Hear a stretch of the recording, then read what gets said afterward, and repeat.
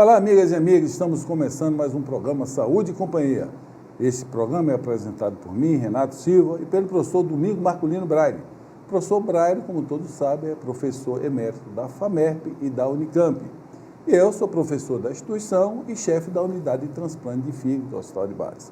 E vocês sabem que esse programa chama Saúde e Companhia, porque nós sempre temos aqui alguém com vasta experiência em sua área que vai trazer informações para você cuidar melhor da sua saúde e da sua família.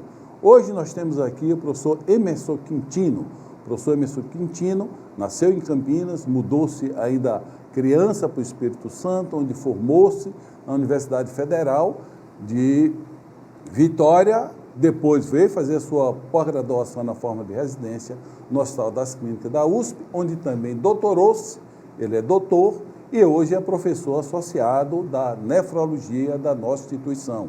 Um homem que tem contribuído muito para o desenvolvimento da nefrologia em nossa instituição. Emerson, deixa eu te fazer uma pergunta básica. Você tem memória desse nascimento de Campinas e essa mudança para Vitória? Boa pergunta, Renato. Antes de tudo, eu agradeço o convite para participar desse programa. Meu pai é engenheiro, meu pai é imigrante, ele nasceu na África, veio para o Brasil para estudar engenharia. Formou-se aonde? Meu pai formou-se na Federal de Minas Gerais. Minas Gerais, onde o conheceu, FMG. A FMG, onde conheceu minha mãe, e aí formou-se em engenharia e foi transferido para várias cidades no Brasil, nos projetos de engenharia. Um deles foi em Campinas, onde eu nasci, outro em Mogi das Cruzes, onde meu irmão nasceu, e depois ele acabou se estabelecendo em Vitória, onde meu irmão mais novo nasceu. Então, minha memória é muito pequena desse início aí.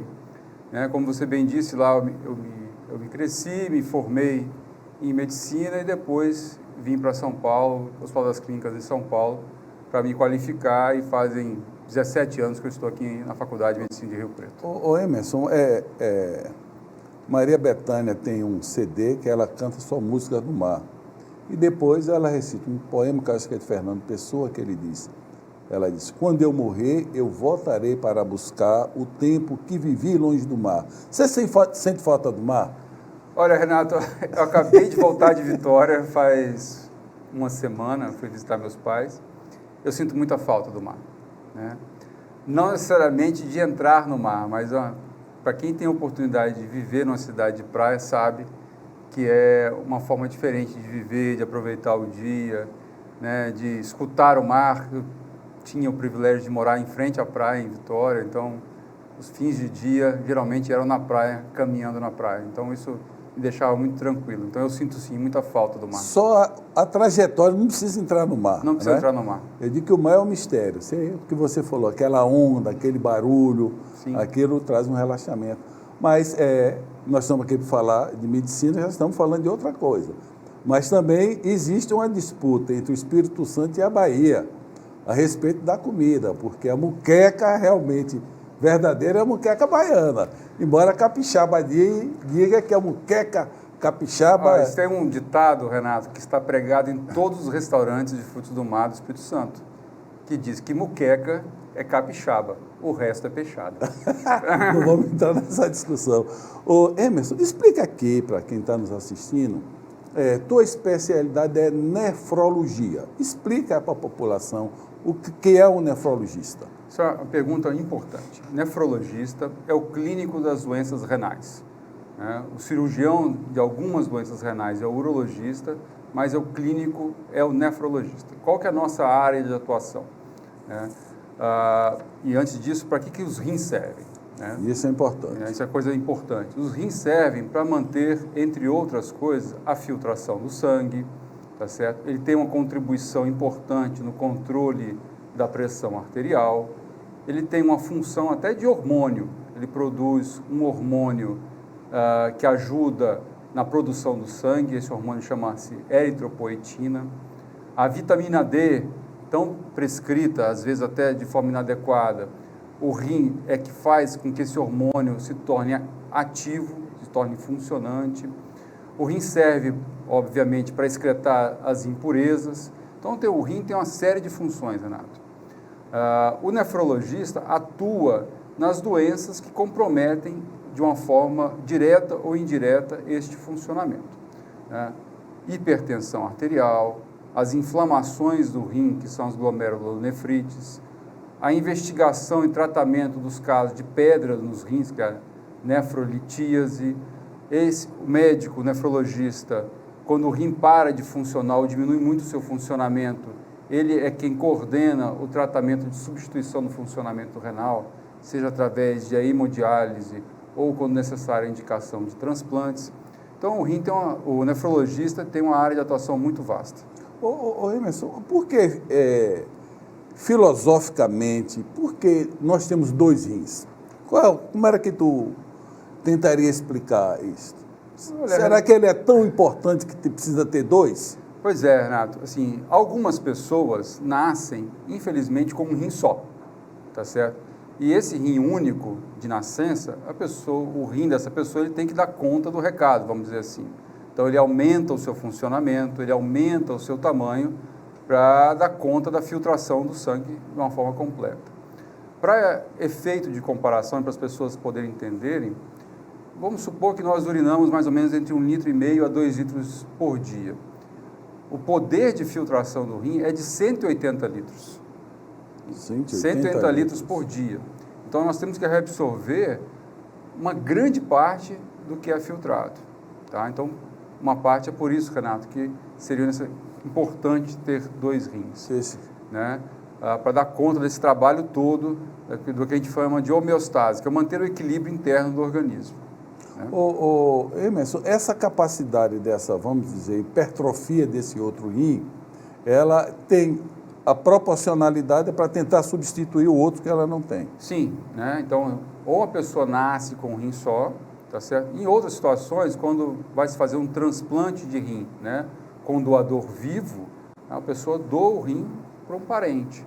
Então, o rim que ficou no doador, ele tem que aumentar de tamanho para suprir a ausência do outro, né? Emerson, o mundo está ficando obeso, o mundo está ficando diabético. Isso é ruim para o rim, mas você vai responder no próximo bloco, e agora nós vamos para um pequeno intervalo.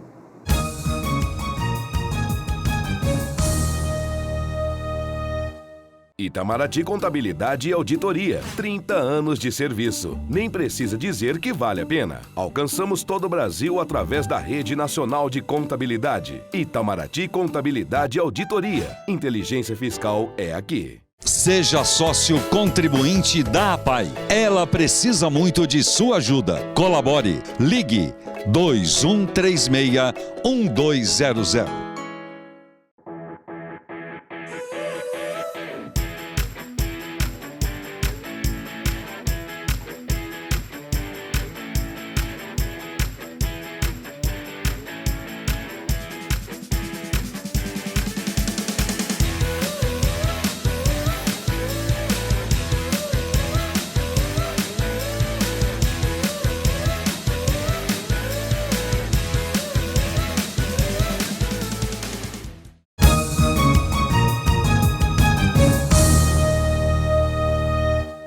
Olá, amigas e amigos, estão voltando com o segundo bloco do programa Saúde e Companhia, hoje com a presença do nefrologista, professor da Faculdade de Medicina de Rio Preto, professor Emerson Quintino. No bloco anterior, eu perguntei a ele qual é a consequência da obesidade e do diabetes para o rim. Então, Renato, isso é importante, a gente comentar sobre os fatores de risco para a doença renal, principalmente doença renal crônica, né? Então, a obesidade é um fator de risco importante, o fato da pessoa ser hipertensa, diabética, um passado de pedra no rim, ou familiares que tenham essas doenças que eu comentei, isso torna essas pessoas propensas a desenvolverem doença renal crônica. Então, o objetivo para evitar, tá certo, doença renal crônica é nós tratarmos adequadamente essas situações. Né? Controlar o diabetes, controlar a hipertensão arterial, promover programas de atividade física com o objetivo de redução de peso, isso é importante, reduzir ou diminuir bastante a ingesta de sal na dieta do dia a dia, né? São atitudes importantes para evitar doença renal crônica. Sem contar que não devemos nunca ingerir medicações sem uma apropriada orientação médica, que algumas dessas medicações, infelizmente, podem prejudicar o funcionamento renal. Esse negócio da medicação é fundamental, porque todo mundo vai na farmácia e compra anti-inflamatório. E é muito ruim para o rim ficar tomando anti-inflamatório sem a devida prescrição médica. Isso é importante, eu queria alertar aqui as pessoas. O anti-inflamatório bem prescrito, na sua indicação adequada, é uma medicação boa. Mas lembrar que existem populações de risco para a piora do funcionamento renal em decorrência do uso inadequado de anti-inflamatório. Quem são essas pessoas? Pessoas idosas, pessoas que têm algum problema de coração, problema de fígado, pessoas que estão desidratadas, os idosos, como eu comentei, são diabéticos também. Diabéticos, são pessoas que têm um risco maior de piorar o funcionamento do rim em decorrência do uso do anti-inflamatório. Ô Emerson, essa é dose dependente, ou seja, você pode tomar por poucos dias e ter uma lesão renal, ou aquela pessoa que tem sua dor crônica, por exemplo, vai ao médico, o médico prescreve corretamente e depois ele fica dependendo desse remédio. Tem uma dor, vai e toma. Esse tem o mesmo risco do que quem toma cronicamente? Tanto o uso agudo por poucos dias e o uso crônico são fatores de risco, sim, Renato, para desenvolver pior do funcionamento renal em decorrência do anti-inflamatório. Se a pessoa estiver em uso de anti-inflamatório, eu queria alertar aqui, ela deve estar bem hidratada, sempre. Tá? Sempre que possível, estiver tomando anti-inflamatório, a pessoa tem que estar bem hidratada. Tomar bastante água. Bastante água, né? Para evitar que os rins piorem seu funcionamento. E sem contar que, por que é importante a orientação médica nessas situações? Porque o anti-inflamatório, ele pode agir piorando a ação de outras medicações, que não provocariam apenas problema do rim, mas problema também em outros órgãos. Ô Emerson, e como, quer dizer, esse alerta é fundamental, não é? Nós vivemos mais por causa de vários estudos, medicações, mas não esquecer que remédio é droga. Tem que ter os efeitos colaterais. Agora, como é que você, Emerson, voltando a um ponto que é fundamental para o rim e para outros órgãos, coração, cérebro, que é a hipertensão arterial, como é que você recomendaria para quem está nos assistindo agora o que é comer pouco sal? Como é que ele evitaria o excesso de sal? Nós sabemos que o brasileiro é uma das populações que mais come sal no mundo. Então, não só o brasileiro, Renato, mas toda a população ocidental costuma comer muito sal. Tá? Então, o sal está contido em alimentos que a gente nem percebe, muitas vezes. Todos os alimentos embutidos, todos os enlatados, tá certo? Todos os salgadinhos que a gente, às vezes, ingere no dia a dia, isso tem bastante sal. Então, de modo prático, eu acho que o mais importante é reduzir ao máximo o consumo de embutidos e enlatados, não acrescentar sal assim à mesa, né?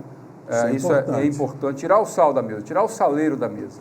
Usar outros tipos de tempero, alho, vinagre, limão, tá certo? Que dão um sabor aos alimentos e tentar evitar ao máximo o sal, principalmente uma medida inicial, tirando o sal da mesa do dia a dia. Ô Emerson, como é que a pessoa deve dizer, olha, o sintoma que a hipertensão dá, o sintoma a pessoa é hipertensa, acaba ficando doente do rim, e essa pessoa pode ficar doente dos rins e sem ter nenhum sintoma, sem saber que... Ou ele tem uma coisa que ele pode desconfiar, dizer, opa, vou... Então, na maior parte das vezes, Renato, a hipertensão é totalmente silenciosa. Ela não dá sintomas. Por isso que filhos de pessoas hipertensas, que tenham parentes hipertensos, devem procurar um médico para fazer um acompanhamento, fazer exames de triagem, uma avaliação clínica, para descobrirem se são hipertensos ou não. Porque muitas vezes o primeiro sinal da hipertensão já pode ser um derrame, já pode ser um infarto, já pode ser a doença renal. Por isso que é imprescindível a prevenção. Essa é a principal atitude, né? Pessoas, com certeza, acima dos 40 anos deveriam fazer nos seus exames com o clínico, tá certo? A avaliação da pressão arterial. E aqueles que têm os fatores de risco que eu já comentei, deveriam procurar um clínico para um acompanhamento. Eu acho que essa é outra mensagem extremamente importante, porque Todo mundo que tem sua moto, tem seu carro, fica ali preocupado quando é o momento de levar para a revisão e às vezes a gente esquece da nossa própria revisão. Então, e anualmente ao médico teria que ser uma coisa de rotina. Sim, e a saúde pública, as unidades básicas de saúde estão totalmente preparadas para receber a população para fazer essa avaliação. Tá? Então, é importante, pessoas que têm familiares hipertensos ou pessoas que têm alguma daquelas condições de risco que eu comentei, hipertensão, diabetes, obesidade ou histórico de doenças renais, devem fazer acompanhamento para aferir a sua pressão arterial. Essa medida que a população tem, vai na farmácia também, faz uma aferição, às vezes não é fácil também, até para nós médicos, dar o diagnóstico da hipertensão, né? É importante, Renato, isso porque essas campanhas de descobrir hipertensão arterial, ou mesmo ir à farmácia, essa medida casual, ela pode detectar pacientes hipertensos, e esses devem procurar o seu médico, a unidade básica de saúde, mas o fato de aferir a pressão eventualmente na farmácia, ela está normal, isso não exclui a possibilidade da pessoa ter hipertensão. Então, existe uma condição adequada para a aferição da pressão arterial. Né? A pressão arterial, para ser confirmada, ela precisa de mais de uma aferição, num ambiente tranquilo, na posição correta para medir a pressão arterial. Então, a medida casual na farmácia não é a forma mais adequada de dar o diagnóstico de hipertensão arterial. Isso é extremamente importante, né? Agora, Emerson, quem está, a pessoa que ficou diabética, a pessoa que tem a hipertensão, não se cuidou, entrou nessa de vez em quando medir e acha que está normal, e quando a doença renal começa a se instalar, qual deve ser os sintomas que essa pessoa deve sentir? Mas você vai responder no próximo bloco, nós vamos para um pequeno intervalo.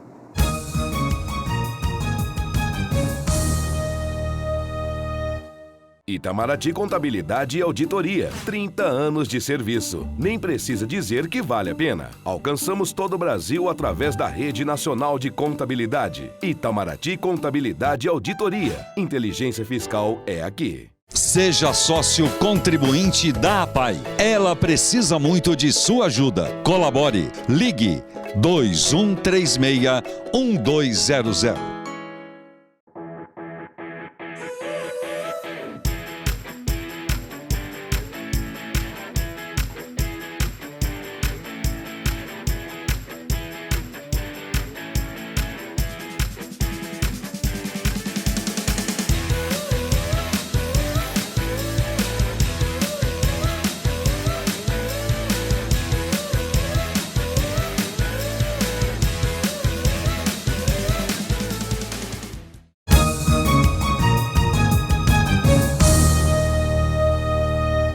Olá, amigas e amigos, estamos voltando com o último bloco do programa Saúde e Companhia, hoje com a presença do professor Emerson Quintino, que é médico especialista em rins, é nefrologista.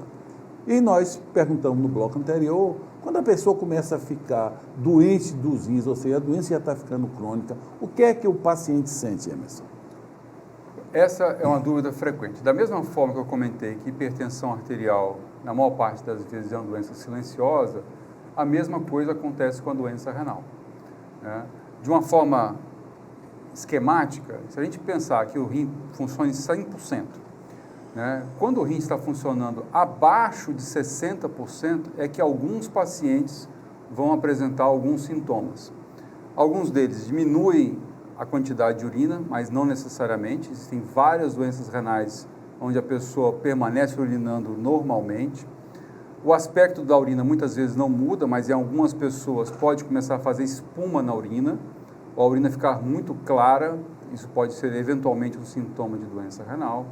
A pessoa pode começar a inchar, né? Começa a inchar os pés, pode começar a inchar o rosto, isso pode ser eventualmente um sinal. A pressão que era controlada, ela pode começar a ficar mal controlada, com dificuldade do controle da pressão com a mesma quantidade de remédio. Algumas pessoas começam a desenvolver anemia por conta da doença renal. Lembra que eu comentei que o rim produz um hormônio que estimula a produção do sangue. Então, se o rim não funciona, diminui a produção desse hormônio e a pessoa começa a ficar anêmica, começa a ficar cansada, as atividades do dia a dia começam a ficar prejudicadas. Um cansaço inexplicado, enjoo é muito comum. Então, alguns sintomas são específicos de doença renal, outros muitas vezes não. Enjoo, náuseas podem ser comuns a outros problemas de saúde. Então, são sintomas inespecíficos. Então, de novo, é muito importante fazer a prevenção, né, porque a doença renal crônica muitas vezes é silenciosa. Você falou aí uma coisa interessante, quer dizer, você está urinando, mas mesmo você urinando significa que o seu rim pode estar doente. E aí você chamou a atenção da espuma, da cor da urina.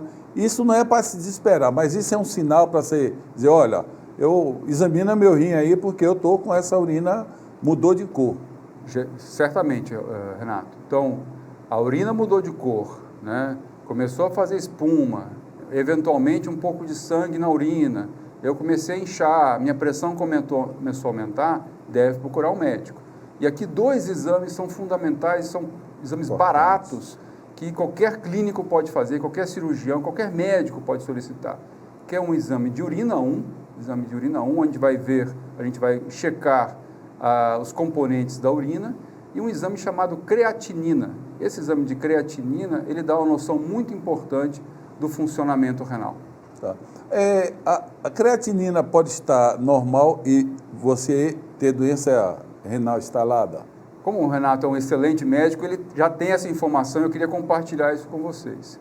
Esse exame de creatinina, mesmo ele estando normal, ele pode, o paciente pode apresentar doença renal, eventualmente até importante.